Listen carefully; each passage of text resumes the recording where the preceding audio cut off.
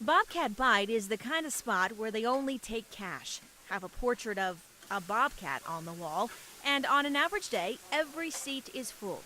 They come from all over for a famous classic dish served here since 1953. The hamburgers.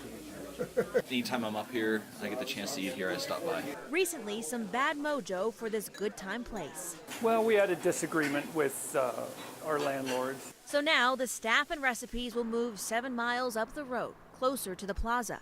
We will be doing the same thing we've done at our new location. I'm kind of mixed about it. This location is so cool because of the history. One of the great things about eating a Bobcat Bite is hearing the wonderful stories of people who have come to this place for decades. I remember coming here with my dad. We used to ride his motorcycle and always get a green chili cheeseburger. Other New Mexicans have similar stories. Our kids were little. We had the opportunity. We would just come and have our green chili cheeseburger. With your kids? Mm-hmm, with our kids. How old are they now? Oh my God, our oldest one is 30 years old. The couple who runs this iconic diner hope the customers they know so well will make that move with them. We hope to see them. They're like family to us. In Santa Fe, Royal Day, KOAT Action 7 News. I can see the puddle of blood by their head. I just wasn't sure. It's just horrible. It's senseless killing. A morning of paragliding over the Rio Puerco ended with an extremely disturbing find for Frank Jankowski. As I came around the bend, I saw these horses and I thought, oh my God, I was shocked.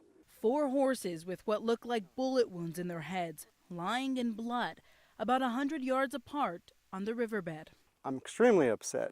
This is uncalled for, it's inhumane.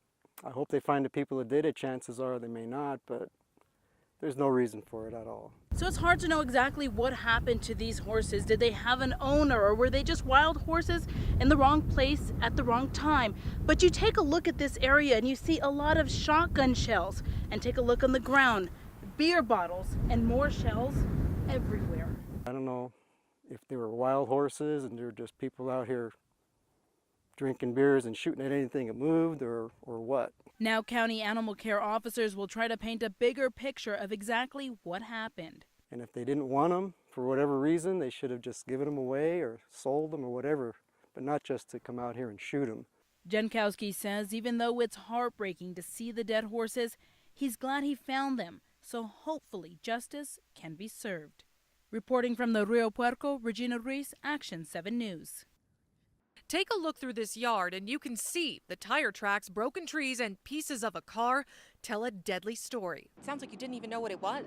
It scared the wits out of me when I realized that it was a car that had crashed. Witnesses tell us it all happened in a flash. A man suspected of carjacking someone a mile away, ending up only a few feet shy of a local shop. Sky 7 shows the deadly end. Investigators telling us the driver died after he was ejected from the stolen car. Investigators tell us the driver plowed through not one, but 2 brick walls, and he was going so fast that some of the debris made it outside of the yellow tape. Come here and take a look. This kind of concrete is all over the place. I had to step back into the house when this car came flying through. Witnesses feeling lucky they weren't outside, and investigators say this could have been, much worse because it was right at the beginning of rush hour, and this is a relatively congested area. They're grateful no one else was caught in the middle of the fatal crash. In Northwest Albuquerque, Liz McKernan, KOAT Action 7 News.